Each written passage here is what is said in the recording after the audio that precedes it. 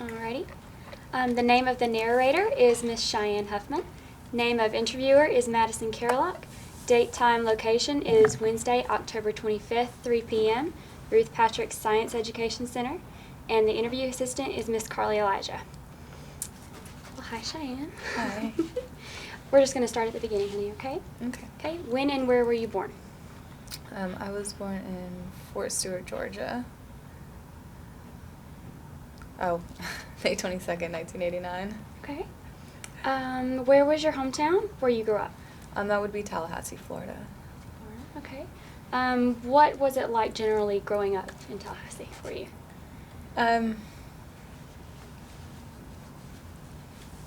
It was good. I mean, was it a calm environment for you? Like, were you yeah, my parents both had their own business, so it was a lot of busy work for them. Okay, so you stayed kind of in their relations with their business and everything. Okay. Speaking of your parents, can you tell me a bit about your family? So my mom owned her own maid service, so I actually helped out with her when I turned 9. Okay. I was always there with her, especially during the summer. Mm-hmm. And then my dad owned his own lawn care business. They both pretty much started it off and ran with it and owned a lot of houses. And my sister, I do have a sister, and she was the same. She's a year younger than me. So she was also, she actually helped my dad a lot more. A lot more so than we kind of, split. Yeah, so you would help your mom more and she would help your dad more. That makes sense. So your childhood was very family-oriented. Mm-hmm. You weren't independent. It was very... Yeah, my whole family was involved with each other. Okay, sounds good. I know you went to high school at Maranatha Christian School, and you were also dual enrolled at Tallahassee Community College, right? Yes, my senior year. How would you describe your high school experience?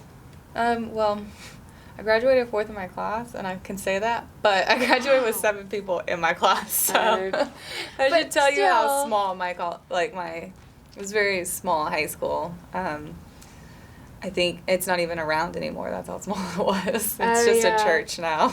It's just a church now? Mm-hmm. It was, so it was a Christian school, but they also had a church right in the middle of it. So pretty much anyone who went to school there also went to church there. Okay, so it's just kind of like this...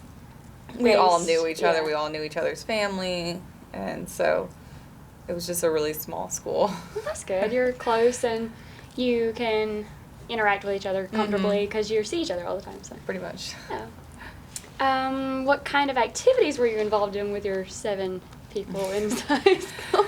So I actually, I played volleyball, basketball, and softball in that order because volleyball came first, then basketball and softball. So I played any sport that was available. My dad did become the cross-country coach my senior year, so I started doing cross-country as well.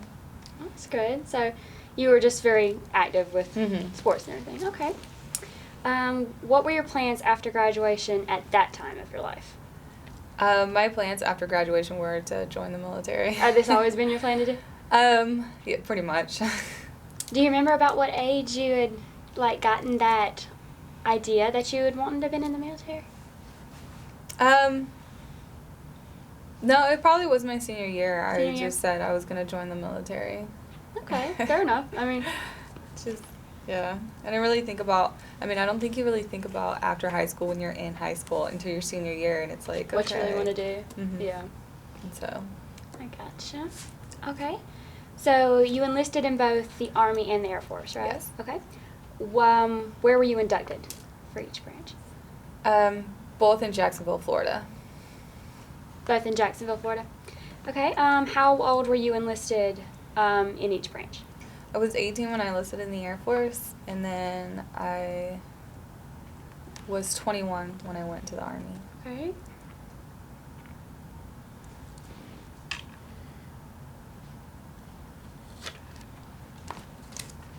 Oh, that's a good question, Carly. Do you think your high school experience encouraged or discouraged your choice to join the Army? That's an interesting question.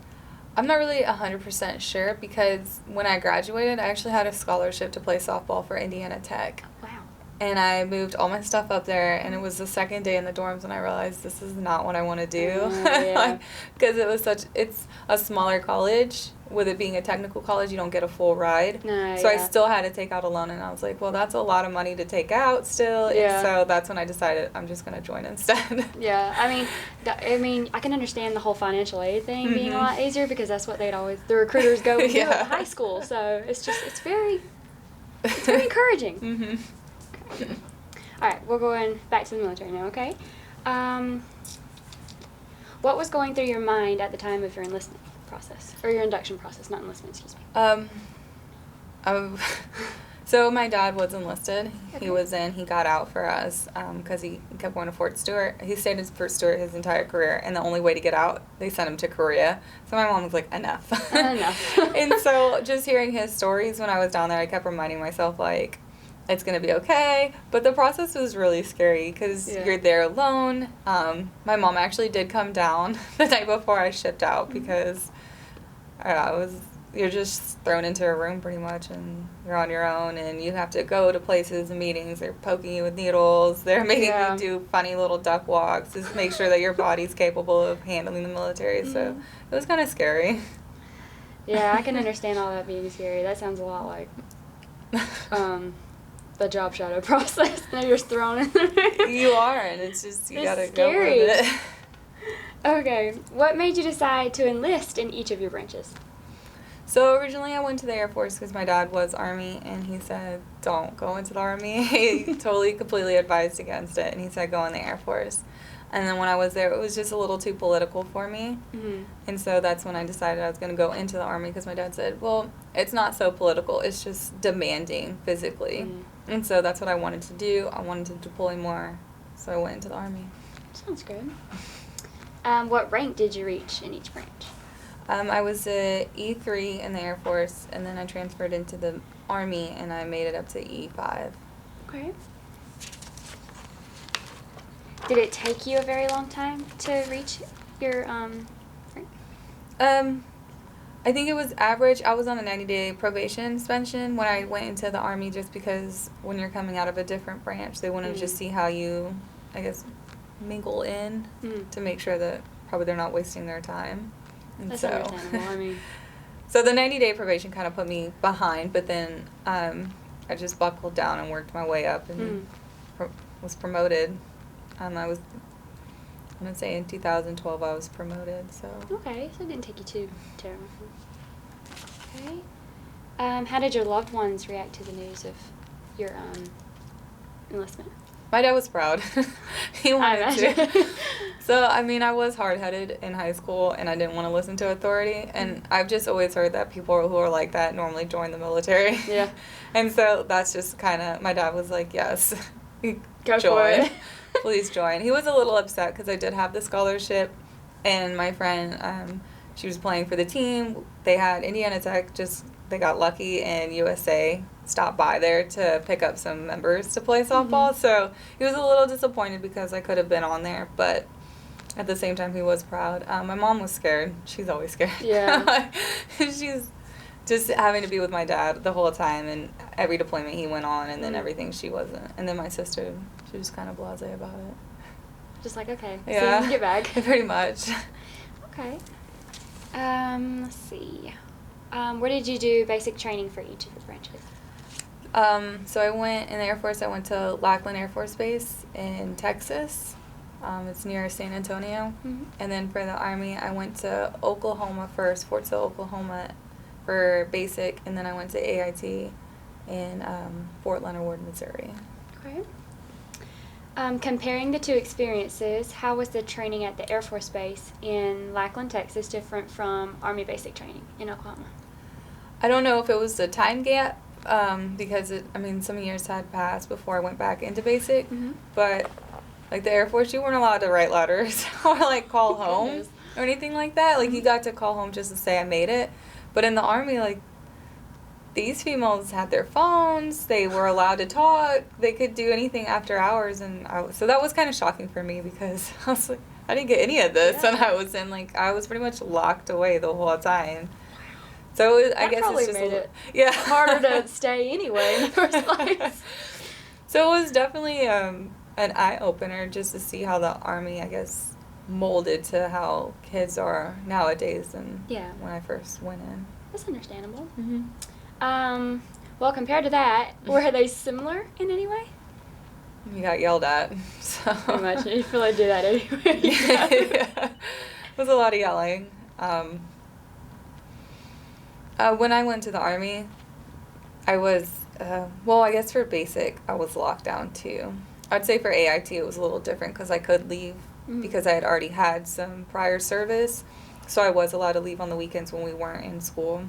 Okay. But for basic, they were both the same. The difference of the Army is I was learning the Army. So it was always funny to see, because we'd always get called out right before chow, and they'd say, you know, what is the NCO, or what is the Army Creed? And you're like, because you just got out of a different branch. So it was funny to watch people, because this one guy started doing the Navy Creed, and they're like, drop, just stop and drop. So that was the only difference, is they were picking out your weaknesses. That's understandable, especially when you're coming from a different branch. You have to, like, learn all over again. Yeah, they loved it.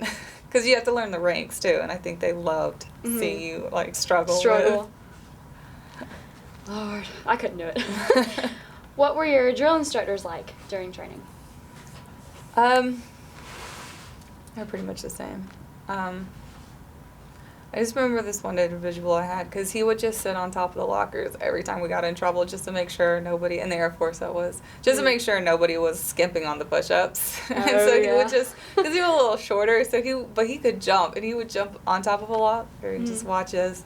And then basic, just because we were prior service, the basic that I was with was nothing but prior service members.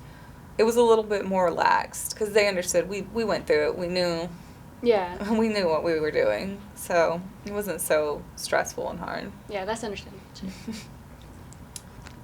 What was the hardest part of basic for you, besides the yelling? I think through the Air Force, I think the hardest part was, you're learning structure, and coming from, not wanting to listen to authority and then having structure, it was definitely like, okay, slap in the face. You're waking up early in the morning to do PT, you're freezing your ass off, basically. And you can't get warm because, you have a set of clothing that you have to wear. That's it. So if you're freezing, it's like, well, that's just the set of clothing you're wearing during this time frame. So I'm just between learning how to get up earlier, getting yelled at, eating fast. That was the biggest thing.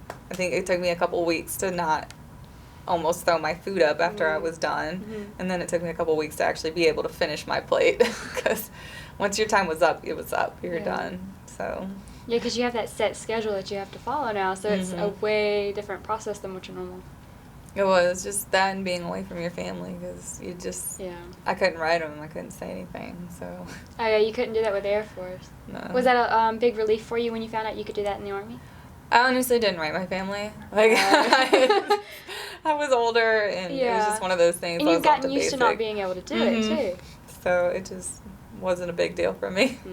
All right. Did you ever have any second thoughts about enlisting during your training? Actually, no. It was, as much as it was hard, I loved doing it. I have to say, I needed the structure, so the structure was, I don't know, I just clung to it. Some people take to structure very well, and then other people are just like, I'm ready to get out of here. It was set up for you. You knew what time you were going to get up. You knew what time you were going to bed. Like, you just knew your schedule, so it was easy to follow, and I feel like that's what made it a lot easier. And plus, when I was in my AIT training, which is your advanced individual training, it's like job specific. I met girls who were there that when I got there for basic, who were still there a year later because they were getting chaptered out still. Like, it was a long process. So it made me really thankful that I hung there, because I was like, that could be me still in basic, having to wear, not even a uniform, because you don't get your name tapes or anything until, like, you're about to graduate. In the Air Force. In the Army, they just give it to you. Fair enough. So that's where the difference. That's fair enough. When you were growing up, were you a very structured let me rephrase that. Growing up, were you a very structured person too, or were you more just kind of free-willed with what you did with your schedule? Like I was pretty structured. Being in sports and stuff, my dad, so he would wake us up at 5:30 every morning to run, and then afterwards, we would eat, then we'd go to school, and then I'd have practice afterwards, and then I'd get picked up, and then Wednesdays I had church, so I would just stay there, and then Sundays I had church in the morning, so I'd get up. Okay. So it was pretty much like you either help my parents work or you go to church. Gotcha. So you were already pretty scheduled. I already knew the structure. I got you. Do you think basic training altered you in any way?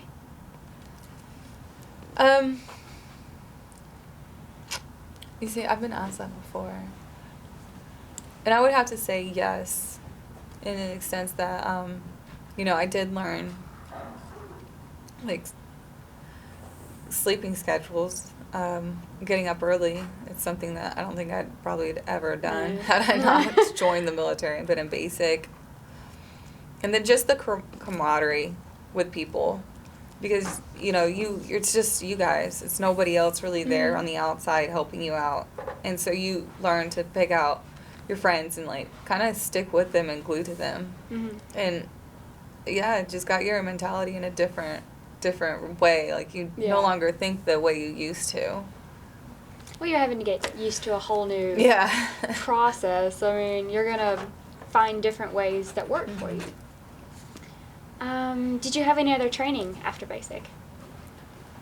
Well, I had my advanced training, MOS specific.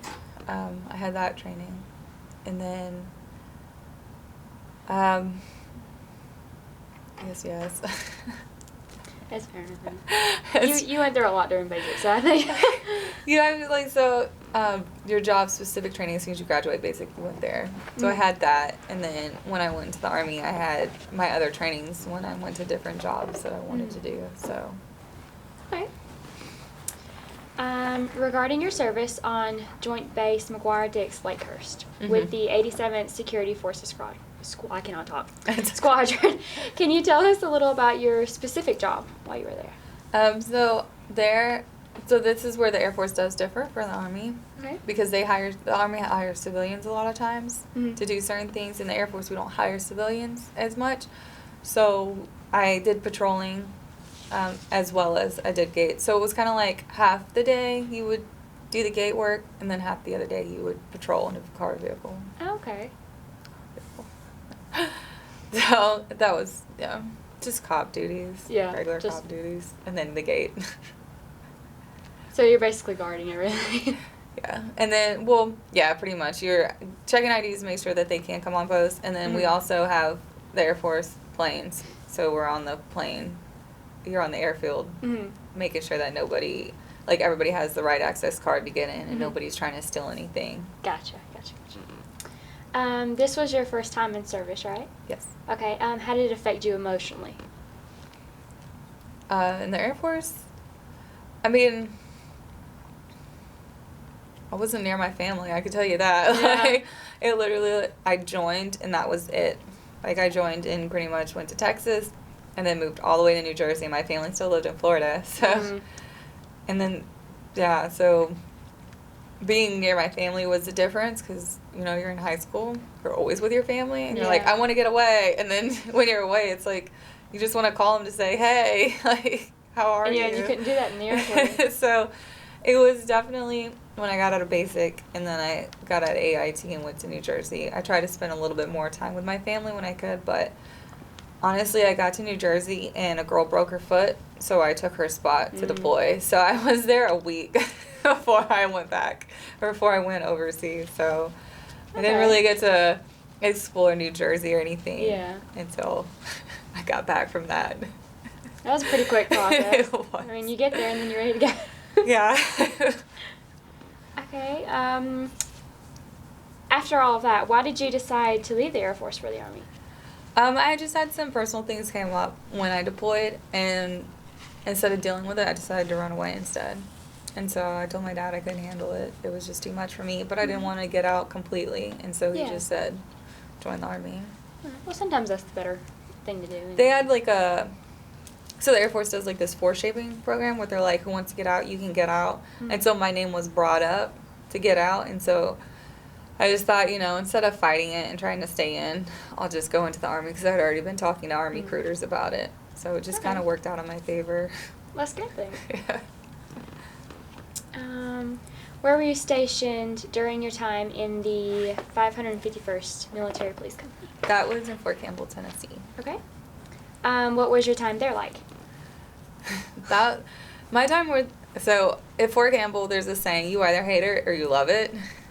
Okay. And I never understood it until I got there, and I hated it. But looking back, I loved it because it really is. Like, you hate it, you love it. And so being there, it was a lot. Like, the company I was in, early in the morning, you're getting there for PT at 6 o'clock, and there's already at least 7 F-bombs dropped. Like, it was just early in the morning, they were starting it. Like, everybody was. So you're there, and you're like, wow, this is a lot to take in so early in the morning. And so I kind of, like, adapted to it and got to the point where I was dropping it all the time. And so it was kind of like, it was a very, I don't want to say crude, but, like, that's just how we talked. I probably had the best platoon leader that I've ever had there. I mean, he was a guy that would shake here in the States and then deploy and wouldn't shake. So if you kind of understand how the company was built, like, we just prepared for war all the time. Like, it was nothing but training. Like, you'd be in the office and someone would throw a grenade in and be like, what do you do? So, like, you're constantly, like, on edge. Like, keep you on your toes at preparing. So when I was there, I was like, wow, this sucks. Like, I hate this unit. Like, I hate everything about it. But now when I look back, I'm like, I did learn a lot. Yeah. Well, sometimes the things that you hate the worst in the world are what you learn the most from. So. The best structure. Where did you go from there? From there, I went to Fort Huachuca, Arizona. Okay. And this is the 18th military personnel? Okay. What was your job there? So, when I was at Fort Campbell, during my time there, I had a knee injury. I had a torn meniscus, so I wasn't able to do a lot of things, so I was kind of down about it. So my new platoon sergeant was like, hey, why don't we put you over at CID, which is the Criminal Investigation Division. You can take care of that. And so I went over there, and I ended up putting a packet in because I loved it so much, because it's not like your simple patrol crimes. It was your hardcore. And so I really fell in love with it. I was there for a year and a half doing that work with them. So when I transferred to Fort Huachuca, they saw that I had a packet in and that I had gotten accepted. And so they put me with CID. But, like, the schooling, just things kept popping up. So it was frustrating. So then I started working for, I stayed with the MP detachment there, and I worked for, like, their larceny and domestic violence cases. Okay.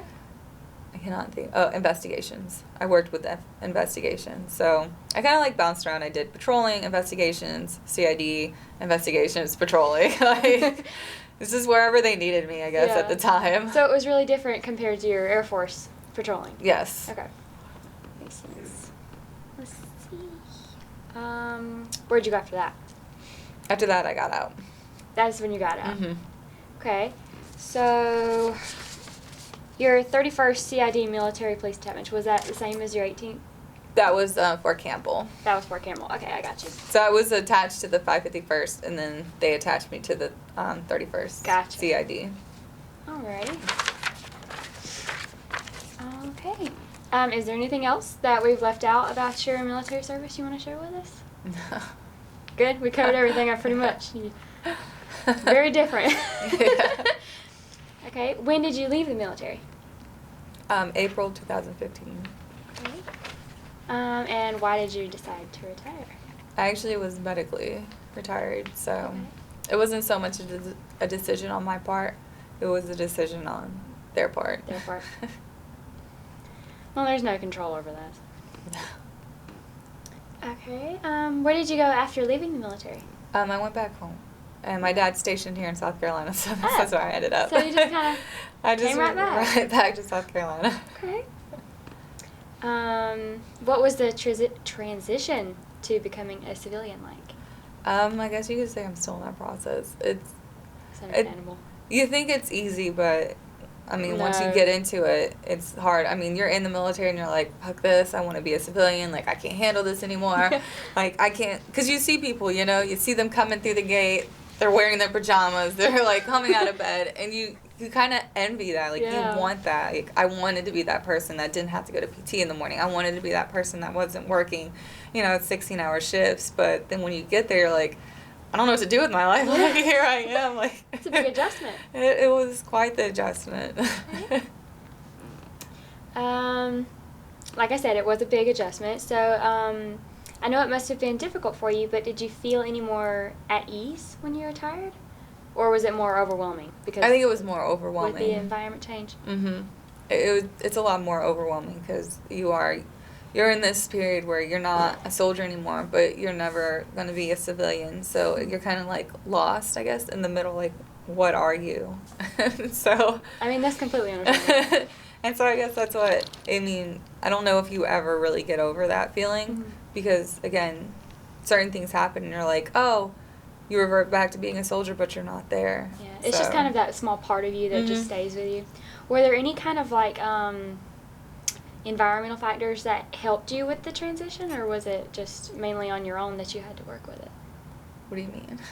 Like, your family helped, school helped help you adjust in any way? So school was really hard. The first semester I went back, I failed 2 classes. Like, it was awful. Because That's hard. That's easy to do as a yeah. Like, because I just did not realize, the amount of work you had to put in for it. And so, I took an online calculus class, and I was like, oh, gosh. Like, this is a lot more than I thought. And, so my family was there. I do have a service dog, and I think that's what really benefited me because, you have those times where you're like, I just can't. But then you have, the service dog that pushes you forward, kind of like, yeah, you can, you got this. Like, let me help you. So. All right. Speaking of Rose, did she come into the picture during your transition? I actually got her before I got out. So technically kind of because I had been told I was getting med boarded. Mm-hmm. And that was one of the things they said was maybe you should get a service dog because this will help you with what you're dealing with right now. Gotcha. So. That's good. She's a sweetheart, so I'm sure. How long has she been with you? 3 years. 3 years. Been with me a long time. That's good. You've got a best friend to follow you around everywhere. She's a sweetheart. Okay. When did you decide to return to college?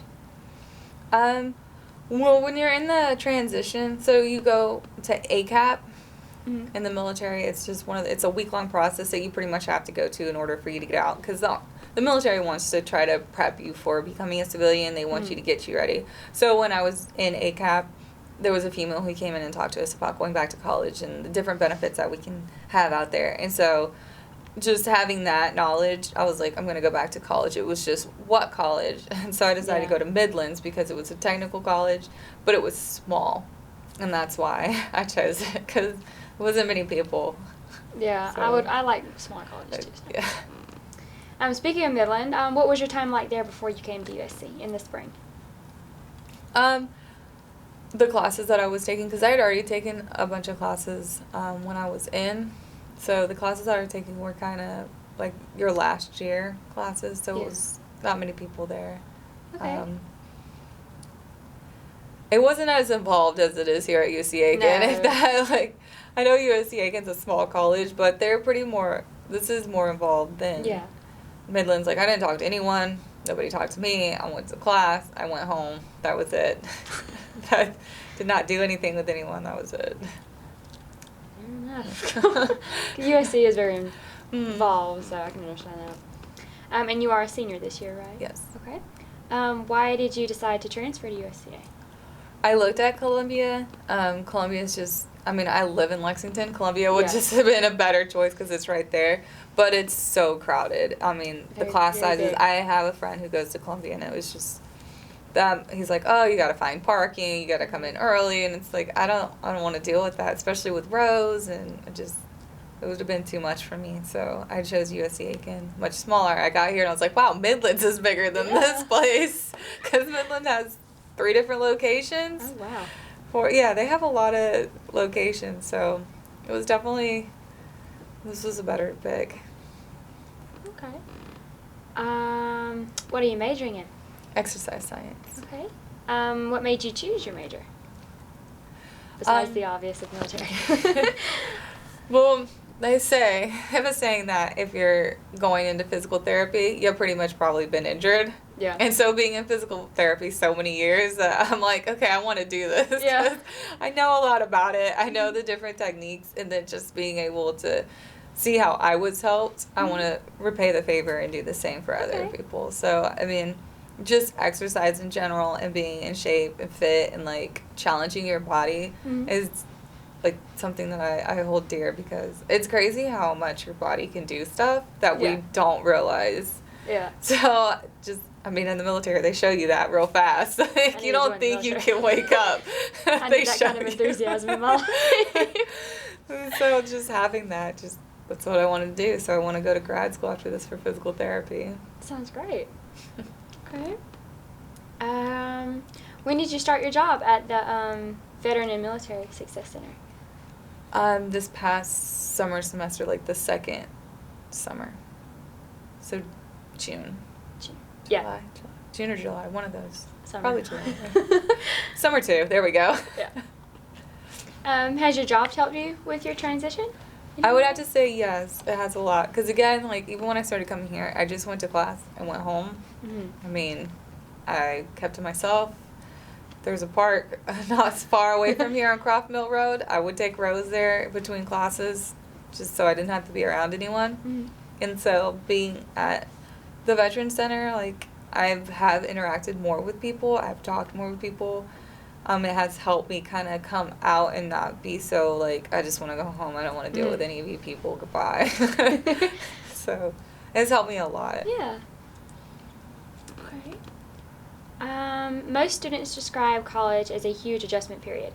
You, as a veteran, already have to adjust to being a civilian again anyway. Was your adjustment period to being a civilian made your college adjustment more intense, or? I think because I'm doing it at the same time, they're kind of just together. Because not only did I transition into kind of trying to become a civilian again, I'm also here in college with people who are, like, really young compared to me. Like, some of these kids, I'm 10 years older than. It's like, okay. So just having that, it gets hard because sometimes you're looking at someone complaining and you're like, you don't even know, you're just in college, like, you have no idea, like, be thankful. So I think the hardest thing is just not so much transitioning, it's just hearing around you, like, a lot of people do take their parents for granted, I think. And, like, I did in high school, too. And then when I got away, now I'm like, I don't want to leave them. It's like you have no idea what you're talking about. And so, so sometimes it could be kind of stressful because I hear people talking about their parents, and I'm like, you just don't know. Like, you don't. Yeah. I don't think that they appreciate it as much as someone who hasn't had that experience. So just transitioning at the same time, I think it's kind of helped because you're hitting both at the same time. Yeah, so you don't have to focus on one at a time. You can just be thrown into it. Do you think USC Aiken is a good place to be a student veteran? I do. I mean, honestly, being at Midlands, I can say. And then my dad, he went back to college too when he got out. And so when my dad got out, he went to FAMU. It was awful. They kept losing his paperwork. They forgot to certify him for classes. He would be like, why was my bill not paid? And so him having to deal with that was like, wow, that's awful. And so I already had a bitter taste in my mouth when I went to college. And then I went to Midlands, and it wasn't that bad. They didn't lose my paperwork, but it was pretty much you sat down, here's my schedule and advisement, having to stay. Like, that was it. Like, I had no idea what I was doing. And then I get here, and they're so, like, open about, look at all these benefits you can have. Look at this, look at what you can do to, maximize your benefits. And I didn't know you could take extra classes. Like, I had no idea about that. I didn't know anything. And so it's kind of frustrating when you go to colleges that are just there to do their job, because they're not really going to go above and beyond to help you out. Whereas here, Aiken has a better grounding. Like, they don't want to just do their job. They want to go above and beyond, and they want to bring someone in who might not have any idea what to do and say, hey, why don't we do this instead? And then we do have, like 2 grad students that help, that are in psychology. Mm-hmm. And just having that is beneficial because I didn't have that in Midlands. Yeah. And that's why it was easy to go home, and not have to deal with anybody else. Mm-hmm. It was easy. Like, I'm having a bad day, I'm just not going to go to school. Here it's like, oh, you're not, okay, this person's not here, what's going on? Mm-hmm. Like, you kind of have people here to keep you accountable for exactly. your emotions, your feelings, what's going on with your life. Mm-hmm. And so that's really nice. Yeah. So I'm sure that helped you adjust easier, too, especially It did. with your involvement. Mm-hmm. Very good. Let's see. What has family and social life been like since you retired? Well, I've been able to see a couple of my friends back from Florida. So, I was never able to do that, and, you have to take leave and stuff, and it's a headache. Yeah. So, the biggest thing I always told myself was when I get out, I'm just going to leave and go wherever I want to because I don't have to ask permission. Yeah. So I have to say that's not different because I don't leave and go anywhere. So now that I have that opportunity, I'm like, I really haven't ventured out of this state. I pretty much stayed here. The furthest I've gone is IKEA. And and that's North Carolina. That's not even that far. So, I don't know. But, family life, I'm able to see my parents all the time. That's I good. pop in all the time. I'm like, you guys made food? Because I don't feel like cooking. So, half the time, I'm like, I don't even stay at my apartment. I'm over at their house. Yeah. I could drop off, because I have another dog. So, it's nice. Yeah. Because I can be like, hey, watch my dog while I'm away. So your mom moved from Tallahassee to here when your dad restationed? So my dad was stationed here, and then my mom waited 5 years because we actually built a house down in Florida. Mm-hmm. And so they always say you have, motivated sellers. Yeah. She was not. She told the realtor, he's like, oh, we can sell it. You're not going to get 160. You'll get 120. That's it. And mom was like, well, 160 because I'm not ready to move. She did not want to leave Florida. She loved it. Mm-hmm. It sold in 2 days. So she had no choice but to move at that price. So she was kind of disappointed. But at the same time, he sold it more than what the realtor thought, so I'd be happy. So she finally moved 5 years later up here. And, I don't know, I don't think she's happy. Mm. She misses her job because she had her own job. In here, she doesn't have her own job, so she's working for someone. So it's kind of, she's dealing. That's understandable, especially when she's having her own transition Yeah. to another state. So she's just dealing. And my dad's happy, so she's happy. That's how that good. works. What are your interests outside of school and work? Do a lot of CrossFit. That's pretty much it. That's what you would focus on when you're That's pretty much it. physical trainer in training. So I really don't do much. I really need to hang out with you. All right. We know you want to continue on to grad school and become a physical therapist after you graduate from USCA. Do you have any idea where you would like to go, or not? Yeah, to start grad school. I'm probably just going to go to USC Columbia to their grad Just school transfer? program. Yeah, just go right up the road. Well, it's closer and more convenient. It is. So. Okay. Any other plans for the future? So there's one thing about me. I have so many plans. I always have plan A, plan B, plan C, plan D. And this one doesn't. So yeah, I'm going to go to grad school to be a physical therapist, but I'm always if that doesn't work out, I'm I could easily go into, being a cop again because I always have that option. And I'm but if that doesn't work out, I also want to own my own farm. so I have all these laid out. So my future is just open to whatever. Right now we're looking at land to buy a farm, and then we'll set up a farm because my dad, he grew up on a farm. That's something he's always wanted to do. So I'm no matter what I do, he'll always take care of it. It'll be something he can have. Pretty good. That's when he retires. Exactly. So that's, my future is just out there. I don't really have one set. It's just whatever happens, happens. Alrighty.